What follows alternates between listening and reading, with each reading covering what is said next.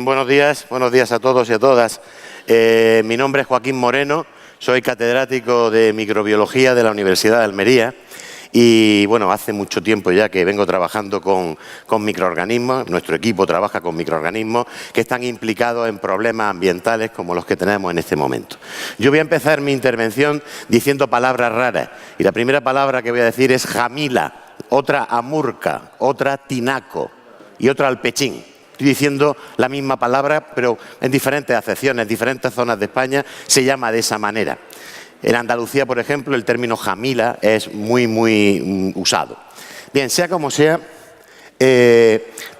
aunque esto está enmarcado dentro de la feria del olivo y el aceite de oliva es sin duda alguna el principal protagonista, yo no voy a hablar del aceite de oliva, sino que voy a hablar de un efecto secundario. Un efecto secundario que se produce como consecuencia de la extracción en tres fases del aceite de oliva y que genera un subproducto que es el protagonista del problema ambiental del que estamos hablando, del que vamos a hablar. ¿Qué es lo que hace, por tanto, tan importante al alpechín? Pues lo que lo hace tan importante es su composición. El alpechín está compuesto del agua de vegetación y los tejidos blandos de las aceitunas y además del agua que se emplea en las distintas etapas de extracción del aceite.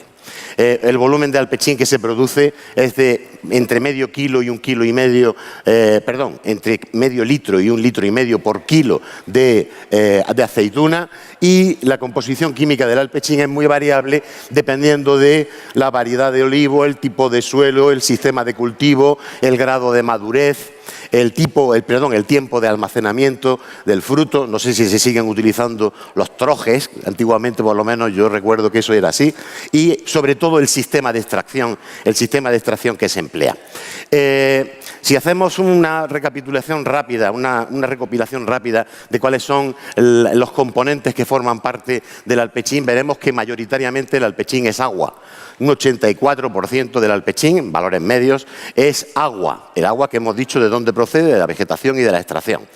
Hay también materia orgánica, fundamentalmente constituida por grasas, azúcares, sustancias nitrogenadas, ácidos orgánicos y polialcoholes, pectinas, mucílagos, taninos y polifenoles. Esta palabra hay que guardarla un momento en nuestra memoria. Aproximadamente un 15% es materia orgánica y el 1% restante está constituida por material inorgánico, normalmente carbonatos, fosfatos, sodio, potasio.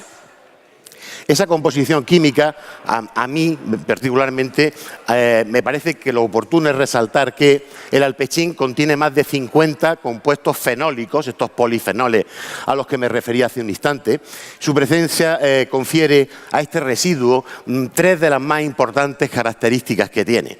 Y esas características son el efecto antimicrobiano. La presencia de alpechín en un ambiente natural genera una disminución muy notable de la biodiversidad a nivel microbiano, un efecto fitotóxico, en definitiva el alpechín es tóxico para el crecimiento vegetal, y por último el color, ese color negro, ese color oscuro que tiene el alpechín se debe también a la presencia de estos más de 50 compuestos fenólicos que contiene este subproducto. No tengo ningún ánimo de calentarles la cabeza, pero sí quiero que vean las fórmulas de algunos de estos compuestos químicos. No les he puesto nombre y no quiero hablar de ninguno de ellos en particular. Simplemente para que vean cómo es la estructura química de estos compuestos, que son compuestos, como digo, fenólicos, polifenoles o de la forma que actualmente se vienen llamando, creo que de una manera muy acertada, los compuestos biofenólicos. Están presentes tanto en la oliva y por lo tanto también están presentes en el subproducto, en el alpechín. Aquí hay otros cada vez más complejos y otros más. Simplemente porque vean cómo son esos compuestos que nos dan o que hacen que nosotros estemos aquí realmente, porque la realidad es que el proyecto LIFE que se planteó porque existe una gran concentración de este tipo de compuestos en el residuo, en el subproducto que queremos tratar. Perdón. Antes de continuar o de iniciar lo que es el proceso o la descripción del proyecto, yo quiero adornar la palabra alpechín, la quiero adornar con 3 características o con 3 propiedades muy importantes.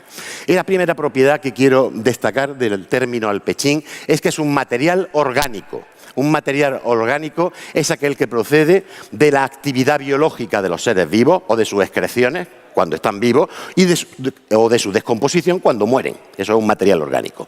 Hay un término que está íntimamente ligado con la materia orgánica y es el término de biodegradabilidad. Biodegradabilidad significa que un material orgánico puede degradarse por acción de algún ser vivo, algún agente biológico. Normalmente los agentes biológicos que se dedican a biodegradar compuestos orgánicos son microorganismos. No son los únicos, pero sí son los principales. ¿Qué hacen estos microorganismos? Utilizan esos compuestos orgánicos para nutrirse, para formar parte de sus células, para hacer que crezcan las poblaciones de estos microorganismos. No lo hacen por hacernos un favor a nosotros en ningún momento. Ellos simplemente utilizan eso porque es lo que tienen a su alcance y devuelven de esta manera los componentes más elementales de los residuos o de los subproductos, como le gustaba a mi antecesor en el uso de la palabra, que se denominaran al alpechín, devuelven, como decía, sus componentes más elementales a los ciclos biogeoquímicos de los elementos, es decir, a la forma en la que habitualmente se renueva, se recircula la materia orgánica y la materia inorgánica. Esa es la primera característica que quería mencionar del alpechín. La segunda es su poder contaminante. La contaminación es algo indeseado, obviamente, algo que no queremos que esté en el medio ambiente por razones de tipo químico, por razones de tipo físico o por razones más esotéricas, contaminación paisajística, contaminación olfativa, incluso contaminación auditiva. El alpechín goza de cualquier enfoque que podamos darle desde el punto de vista contaminante, solo le falta hacer ruido para que sea también un contaminante de tipo auditivo. Como consecuencia de ese elevado poder contaminante, resulta que los seres vivos encargados de recircular la materia orgánica encuentran problemas. No todos son capaces de soportar esa inmensa carga contaminante que tiene el alpechín y, por tanto, hemos reducido el espectro, la cantidad de microorganismos disponibles para esta tarea, lo hemos reducido como consecuencia de ese elevado poder contaminante. Y por último, quiero mencionar otra palabra, otra propiedad característica del alpechín, que es un subproducto, residuo recalcitrante. ¿Qué significa recalcitrante? Que no hay manera de quitarlo de en medio. Bueno, no es tan exagerado como eso, pero que es bastante refractario a ser biodegradado. Tiene una composición bastante sui generis. Esos compuestos fenólicos que les he presentado antes hacen que, digamos, permanezca mucho tiempo en el medio ambiente sin degradarse. Es un compuesto orgánico, por tanto, se va a biodegradar seguro. Lo que pasa es que nosotros tenemos que medir la biodegradabilidad en una escala de tiempo. Normalmente la biodegradabilidad se mide en tiempo. ¿Qué significa esto? Que el compuesto que es muy fácilmente biodegradable se biodegrada en muy poco tiempo y el que es más difícilmente biodegradable, como este compuesto que es recalcitrante, va a tardar mucho más tiempo en biodegradarse. Hace 30 años empezaron a llenarse estas balsas de alpechín que tenemos en Mora y seguramente dejaron de llenarse hace menos tiempo. No ha dado tiempo a que se produzca, esto se me va a caer de un momento a otro, no ha dado tiempo a que se produzca la biodegradación natural que se necesita para este subproducto, pero si tuviéramos la capacidad de mirar dentro de 100 años, seguramente no estaría el producto sin haber hecho nada, solamente estar atento a lo que estaba ocurriendo. No haría falta hacer nada, lo que no tenemos 100 años para soportar un problema ambiental de esta índole. Bien, hechas estas salvedades iniciales, voy a centrarme en el proyecto LIFE que se les quiere presentar a ustedes en esta jornada técnica y del que ya ha hablado muy bien, por cierto, Mercedes, de la empresa Gerremán, para centrarnos en la forma en la que vamos a abordar el problema. Nosotros vamos a utilizar estrategias de... Ya se habrán dado cuenta ustedes de que estoy utilizando mucho el prefijo bio para todo. Pues sí, biorecuperación es lo que vamos a hacer. Vamos a intentar recuperar las balsas de alpechín que tenemos en Mora con estrategias microbianas fundamentalmente, aunque también van a participar otros seres vivos como plantas y lombrices de tierra, etcétera. Y yo concretamente voy a hablarles de este, pequeño preámbulo introductorio. Hablaré a continuación de bioaumentación y después de dos de las estrategias que hemos seleccionado para meter mano a este problema ambiental. Todas estas estrategias de las que les hablaré yo a continuación y posteriormente el profesor Raúl Moral de la Universidad Miguel Hernández, están enclavadas dentro de la biotecnología ambiental, es decir, técnicas de biotecnología que intentan solucionar problemas ambientales. Bien, no hay que introducir mucho más el problema donde se ubica. Ya han visto en esas fotografías maravillosas que han hecho el dron que contrató el ayuntamiento, las balsas de Alpechín completamente llenas de este material negro que infunde respeto a cualquier científico que quiera abordar su tratamiento. Por otro lado, en la parte derecha se muestra una fotografía actual de una de las balsas que ya está siendo tratada con las estrategias que nosotros proponemos. Bien, ¿en qué consisten estas estrategias de biorrecuperación? Pues se trata de utilizar medios naturales que emplean organismos vivos. Estos organismos vivos que van a intervenir en la recuperación del material contaminado son organismos que se encuentran en el medio ambiente, fundamentalmente los microorganismos que viven ahí. No hay ninguna otra cosa adicional. Pero además nosotros vamos a poner más cosas, que iré diciéndolas dentro de un ratito.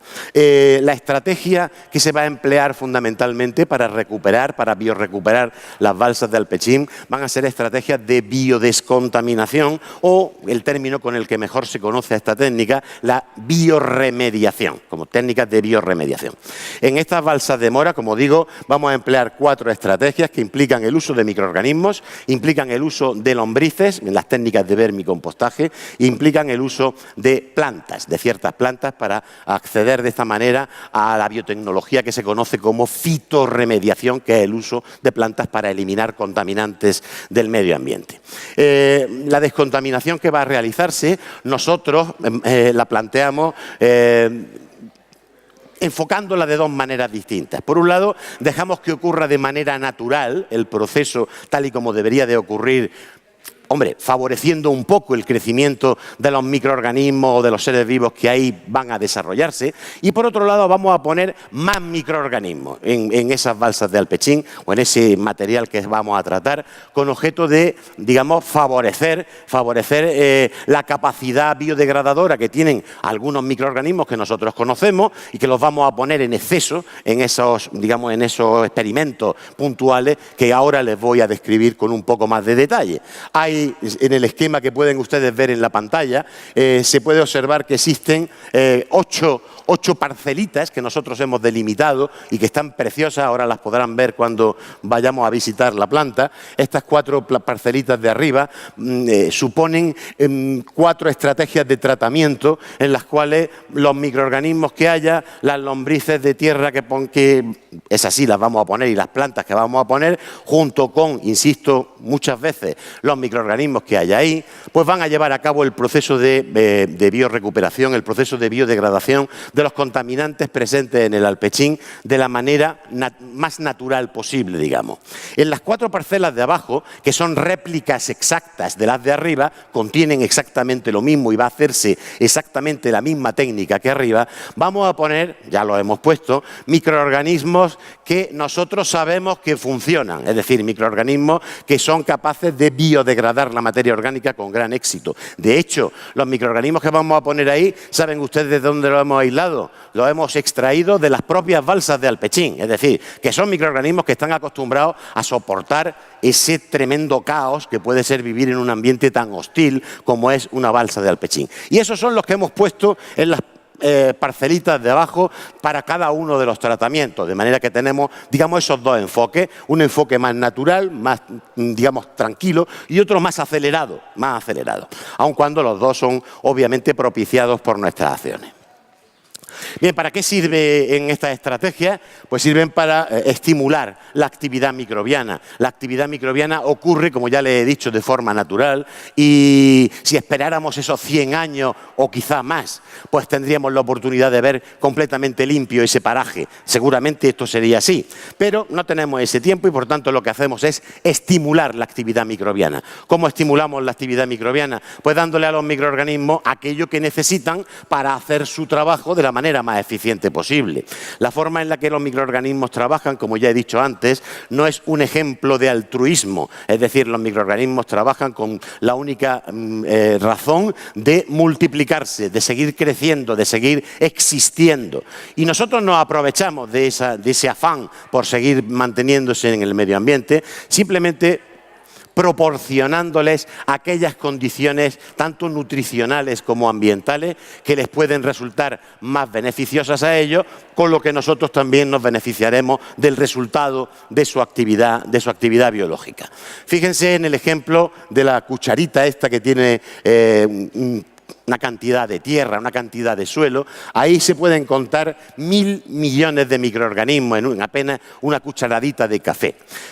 1000 millones de microorganismos son más que todos los habitantes del continente africano, son los mismos que todos los habitantes del subcontinente indio. Es decir, estamos hablando de una cantidad monstruosa de individuos, claro, muy chiquititos, son microscópicos, pero simplemente en una cucharadita de café, de tierra. Pues bueno, pues esos son los microorganismos que deben de hacer el trabajo que nosotros esperamos que hagan.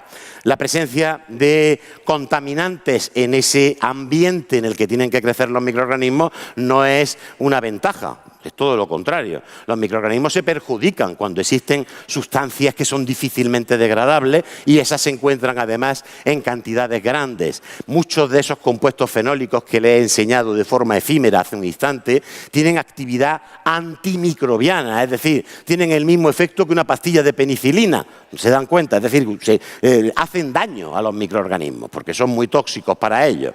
Y además nosotros tenemos que proporcionar esas mejores condiciones, pues no solamente poniéndolos en el ambiente en el que está, digamos que está contaminado, sino añadiendo algún nutriente, añadiendo alguna sustancia que les permita sobrellevar mejor ese gran poder contaminante y que de camino les proporcione unas condiciones mejores para la biodegradación, que es lo que se pretende. Por tanto, en esas parcelitas que le hemos enseñado antes, nosotros hemos tomado, digamos que como material mayoritario, suelo contaminado con alpechín. Hemos tomado el suelo de una de las balsas, lo hemos mezclado con alpechín directamente de otra de las balsas y todo eso, perdón, todo eso lo hemos mezclado con algunos subproductos orgánicos que lo que hacen es proporcionar textura, sí, ciertamente, pero sobre todo compuestos, digamos, que les facilitan o que les permiten a los microorganismos crecer de una manera balanceada, de una manera apropiada. Los programas estos, las estrategias de biorecuperación sirven, estamos diciendo para lo que sirven, incorporan plantas mediante las técnicas de fitorremediación. Una de las estrategias consiste en poner plantas especialmente seleccionadas por su capacidad de crecimiento en ambientes muy contaminados y otras, como la incorporación de lombrices para las técnicas de de vermicompostaje, que no son más que una variedad del proceso de compostaje en el que una vez que se superan una serie de etapas se introducen lombrices en las pilas de compostaje para que continúen llevando a cabo ese trabajo descontaminador. El resultado final es que el suelo contaminado debe de descontaminarse y quedar apto para los usos que se requieran en cada momento y con algunas de estas técnicas además vamos a obtener compost o compost, como cada uno quiera llamarle, vermicompost y biomasa procedente de esas plantas que van a desarrollarse. Lo que se obtiene, como estoy diciendo, suelo descontaminado que puede recuperarse para la agricultura, para el pastoreo, para la reforestación o para uso recreativo, uso público. El compost y el vermicompost son útiles, obviamente, como enmiendas orgánicas en la agricultura y también para restaurar suelos. ¿Qué ventajas y qué inconvenientes tiene el uso de estas técnicas de biorecuperación? Bueno, que entre las ventajas tenemos que son procesos naturales, no estamos inventando nada ni estamos poniendo ningún tipo de maquinaria extraña o más contaminante al servicio de esta necesidad, sino que son procesos naturales, como les digo. Eliminan una gran variedad de contaminantes, se realizan en el propio lugar donde está la contaminación y suelen ser mucho más baratos que cualquier otra tecnología. Por su parte, los inconvenientes están limitados a contaminantes que son biodegradables. Si nos acordamos, ahora que se ha cumplido, no sé qué, si es el 25 aniversario o el 15, o no lo sé, de lo de las minas de Aznalcóllar, se ha cumplido hace poco, que fue un vertido de metales pesados. Esos metales pesados, los microorganismos los miran y dicen, pues muy bien. No se puede hacer nada con ellos. Quiero decir, son materiales que no son biodegradables. ¿De acuerdo? Estos, obviamente, son los que pueden utilizar o los que pueden beneficiarse de las técnicas de biorecuperación. Es difícil extrapolar las condiciones del laboratorio. Nosotros, los científicos, nos gusta trabajar primero en el laboratorio porque ahí nos sentimos en nuestro ambiente, en nuestra salsa, ¿no? Ahí es donde podemos sacar las conclusiones importantes de nuestro trabajo. Pero luego llega la realidad. Y hay que decir, todo esto que aquí en el laboratorio se ve tan bien y sale tan estupendo en un tubito de ensayo de 10 centímetros, habrá que pasarlo a una balsa de 5 hectáreas de Alpechín, ¿no? A ver cómo vamos a pasar esto. Bueno, pues tiene sus dificultades, pero no es imposible en ningún caso. Y, por último, suelen ser tratamientos, obviamente, más prolongados.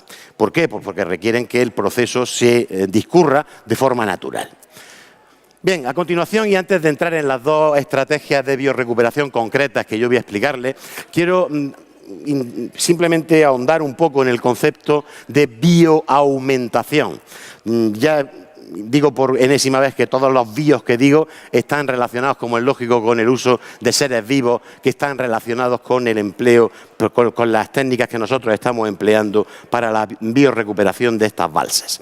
El concepto de biorecuperación de bioaumentación es un concepto que a mí particularmente me gusta muchísimo.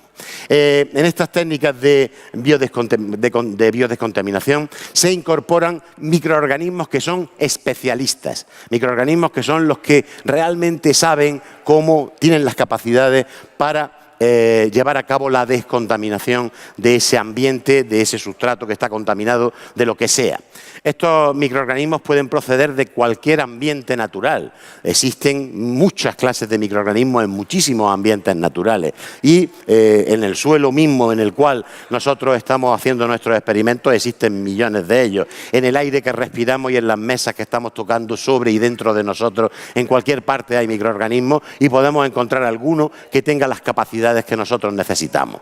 En el proyecto concretamente, en nuestro proyecto, el que estamos desarrollando, nosotros hemos encontrado microorganismos que se hallaban en las balsas de Alpechín, los hemos estudiado y hemos comprobado que algunos de ellos tienen la capacidad de descontaminar de forma eficiente, razón por la cual no vamos a desaprovechar esa oportunidad y vamos a ponerlos en cantidades suficientemente grandes, en esas pequeñas parcelitas que les he indicado antes, con objeto de ver qué pasa con el material contaminado en presencia de estos organismos. Cuando nosotros incrementamos esa cantidad de un organismo que se encuentra de forma natural en el medio ambiente, estamos aplicando una técnica de biomagnificación o de bioaumentación, que es exactamente lo mismo.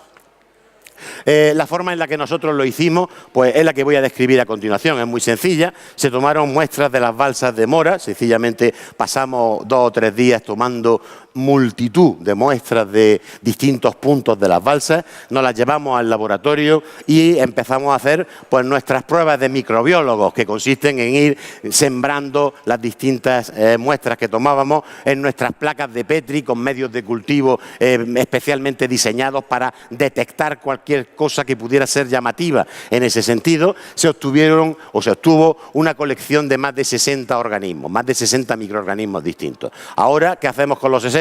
¿Vamos a usarlos todos? No, vamos a buscar cuáles son los mejores y para eso, pues lo que hicimos fue programar una selección, un conjunto de herramientas que nos permitieron seleccionar aquellos microorganismos de esos 60 que habíamos encontrado en las balsas de Alpechín que pudieran tener una mayor utilidad, que pudieran tener una mayor repercusión. Y en ese sentido se encontraron dos de ellos que presentaron características que a nosotros como grupo de investigación nos parecieron las más adecuadas. Concretamente, estos organismos se seleccionaron finalmente. Hubo otras pruebas, pero finalmente por su capacidad de descontaminar, su capacidad de degradar, de biodegradar, uno de esos compuestos fenólicos a los que le enseñaba antes sin nombre. Concretamente este que se utilizó fue el tirosol, aparece aquí escrito, el tirosol, y esta plaquita que se muestra aquí, no voy a calentarle la cabeza con mucha historia, simplemente para que ustedes vean cuál es el aspecto que tiene el compuesto al que me estoy refiriendo, a ese tirosol, cuando no ha pasado nada, es decir, cuando los microorganismos no han sido capaces de hacer nada con él, y todos estos que hay aquí a la izquierda, a su izquierda, efectivamente, que están decolorados completamente como consecuencia de la capacidad de nuestros microorganismos para utilizar ese compuesto y, por lo tanto, para hacerlo desaparecer, al menos en la forma en la que nosotros lo pusimos. Esa prueba fue definitiva, junto con otras en las que les referiré dentro de un instante. Al final, esos dos microorganismos se identificaron por medio de técnicas de biología molecular y fue posible decir que uno se llama Aspergillus ocraceus y el otro se llama Scedosporium apiospermum, nombres científicos que poca importancia tienen, excepto para el microbiólogo, pero si las llamamos Pepito y Antoñito da exactamente lo mismo, son dos hongos que tienen la capacidad de hacer esto. Una vez que se habían seleccionado esos dos hongos, se hicieron pruebas de compatibilidad entre ellos. ¿Qué pasa si ponemos a uno con el otro? ¿A lo mismo se matan o hay algún efecto de incompatibilidad entre ellos? Pues no, se observó que no tenían ningún tipo de efecto desagradable del uno con respecto al otro y además tenían la capacidad de crecer a distintas temperaturas, incluso a temperaturas elevadas, razón por la cual eso también hizo que finalmente se seleccionaran esos dos hongos y se cultivaran en masa, es decir, se cultivaran en grandes cantidades. Obtuvimos grandes cantidades de esos hongos. Aquí tienen algunas de las etapas con sus siguientes, en las que para traernos desde los laboratorios de microbiología de la Universidad de Almería hasta aquí, hasta Mora, nuestros inóculos, nuestros productos de bioaumentación, pues lo que hicimos fue liofilizarlos, es decir, quitarle todo el agua al cultivo, meterlos en bolsa a vacío para poder transportarlos correctamente y después, cuando ya llegamos aquí, el día que se inició el proyecto, pues se incorporaron en cuáles parcelas, en las de abajo de las 8 que les presenté antes, las 4 de abajo, en cada una de las 4 se puso la cantidad que consideramos oportuna de estos dos hongos con objeto de bioaumentar el efecto microbiano en esas 4 parcelas.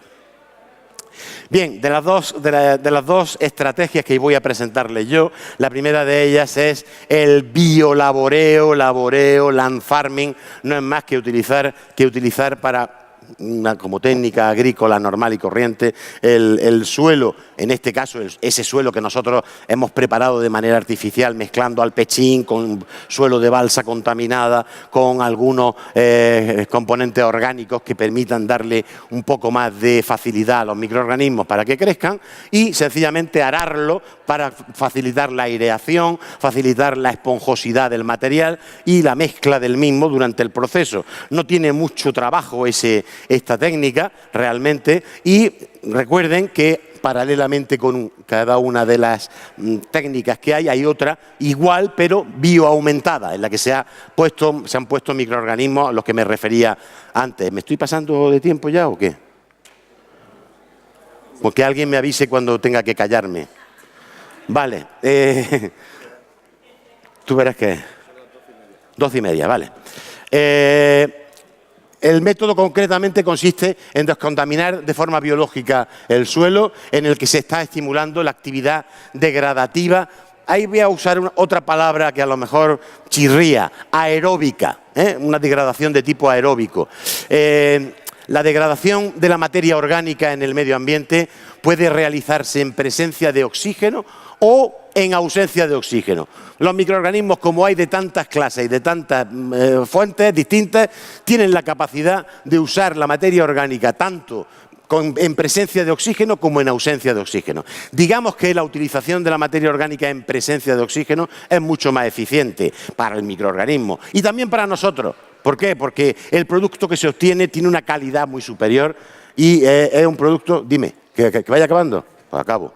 Es un producto mucho más fácilmente, digamos, utilizable. Se me ha ido la olla. Se me ha ido un poquito la olla. Vamos a ver. Anaeróbicamente también se puede usar la materia orgánica. Ese proceso lo conocemos como los procesos de putrefacción. Huelen muy mal, ¿verdad que sí? Son procesos en los que la materia orgánica también se degrada, pero digamos que son menos eficientes desde el punto de vista energético, dan lugar a productos que son menos deseables desde el punto de vista práctico y desde luego los microorganismos obtienen mucho menos beneficio realizando este tipo de tareas. Bueno, nosotros por tanto aramos ese suelo, tanto el inoculado por nosotros como el otro que está ahí a lo suyo, lo regamos, lo mimamos para que durante un periodo de aproximado, no lo dice aquí, pero lo dirá ahora a continuación, voy a ir saltando para correr mucho, durante un periodo aproximado de entre 6 meses, un año, pues se produce la biodescontaminación de ese suelo. Se pueden recuperar suelos contaminados con compuestos orgánicos como la gasolina o los diésel, los lodos aceitosos, pesticidas, el alpechín, y se pueden aprovechar esos residuos a los que me refería antes, con los que hemos mezclado el suelo, para su posterior, es decir, usarlos como una forma de trasladar un problema a otro sitio y ese residuo lo convertimos en sustrato, en este caso, para la técnica del laboreo y para la técnica, las otras 3 técnicas también. Se necesita suelo, se necesitan los nutrientes que aportamos con esos aditivos a los que me refería antes, se necesita agua, obviamente proporcionada por el riego, y se necesita oxígeno, que en este caso es suministrado por las técnicas del laboreo del suelo, es decir, por el arado, por las máquinas que van moviendo los suelos con maquinaria agrícola. La forma en la que se realiza, creo que la he contado más o menos, ven ahí lo que decía, el tratamiento dura entre 6 meses, no un año, sino 2 años, y se mejora cuando se bioaumenta, se añaden más microorganismos y puede llevarse a cabo ex situ. Claro, podemos llevar a cabo ex situ, es decir, fuera del sitio donde está la contaminación, llevándonos ese suelo a otro sitio, si la cantidad de suelo pues es factible llevársela, pero no nos podemos llevar 5 hectáreas de alpechín a ningún sitio, con lo cual hay que hacerlo ahí. Y lo que se obtiene es suelo descontaminado, es lo que esperamos, como es lógico, para que se use en agricultura, pastoreo, reforestación, uso público, etcétera. Ventajas e inconvenientes: se requiere poca maquinaria e infraestructura, sus costes son bajos y los escasos efectos ambientales negativos que tiene, que son prácticamente ninguno. Los inconvenientes es que el manejo, cuando es inadecuado, puede contaminar acuíferos. Cualquier manejo inadecuado de los 4 tratamientos que vamos a empezar, que vamos a utilizar, si debajo de estas balsas, debajo del sitio en el que estamos trabajando, hubiera acuíferos, sería posible que se lixiviara material, sería posible que se contaminaran esos acuíferos y por tanto eso es un inconveniente para esta y cualquier otra técnica. Es inefectivo con suelos que tengan una elevada carga contaminante porque el proceso se eternizaría, sería muchísimo más largo que esos 6 meses a 2 años. Bien, por último, la estrategia de compostaje. Yo voy a seguir hablando así, a ver si hasta que me callen. Con respecto a la estrategia de compostaje, este método de transformación o de biotransformación biológica en el que se emplean obviamente también microorganismos, se diferencia del anterior en que esa materia prima que nosotros hemos puesto en el suelo antes para el laboreo, ahora lo que hacemos es apilarla, formamos pilas, y se llaman pilas de compostaje, y en esas pilas de compostaje la diferencia que hay con respecto a lo anterior es que, bueno, se produce una biotransformación aeróbica, los microorganismos degradan o biodegradan la materia orgánica. Digo que la principal diferencia que hay con la anterior es que al estar el material apilado, como consecuencia del crecimiento aeróbico microbiano, se genera una cierta cantidad de calor, de temperatura que se incrementa. Y esa temperatura, al estar apilado el material, insisto, se conserva en el interior de la pila. Eso es bueno desde el punto de vista ambiental, porque produce, en primer lugar, una higienización, mata a un montón de microorganismos que no deberían de estar ahí, que pueden ser patógenos para el ser humano o para las plantas, y por tanto es una buena característica el que se conserve esa temperatura. Además de que intervienen otras cosas que no me da tiempo a contarles.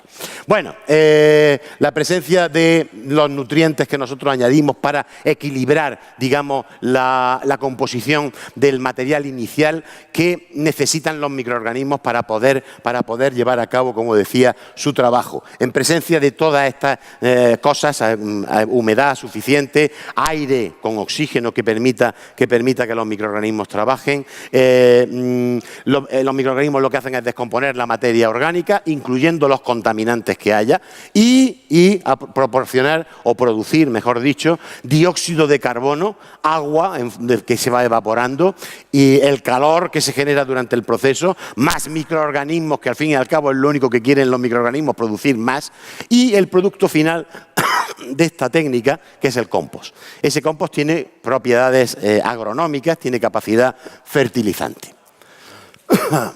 Voy a ir cortando para no... esto creo que ya lo he dicho, transformación, descontaminación, eliminación de patógenos. Lo que se necesita, lo que hemos dicho hasta el momento, fundamentalmente preparar el material de una manera adecuada para que se puedan constituir bien las pilas y se puedan apilar de manera adecuada. Esa trituradora, por tanto, agua, oxígeno. El oxígeno, cuando se aporta a las pilas de compostaje, se puede aportar de muchas maneras. Existen muchísimas formas de aportar oxígeno, pero fundamentalmente la más barata de ellas, ¿en qué consiste? En mover las pilas cada X tiempo, en voltearlas, en darle con una pala, con una excavadora, le doy 3 paladas de un lado y 3 paladas para otro y ya he volteado el material. En nuestro laboratorio, concretamente en una planta piloto de compostaje que tenemos, pues nosotros tenemos sistemas de aireación forzada. Es decir, construimos las pilas bajo unas tuberías con agujeritos por donde metemos aire, aireamos, nosotros a voluntad, cada X tiempo, en fin, una cosa un poco más mimada, digamos. Y también se pueden hacer otras formas de aireación en las que no voy a entrar tampoco. Dice aquí en la presentación que no hace falta un termómetro. El termómetro es cierto que nos hace falta. ¿Por qué? Pues porque la temperatura es la que nos mide la forma en la que se está llevando a cabo el proceso. La evolución de la temperatura durante el proceso nos dice si está funcionando correctamente. Obviamente para eso pues hay que saber de lo que traemos entre manos. Y el objetivo, como es lógico, es descontaminar el suelo, en este caso, que estamos poniendo.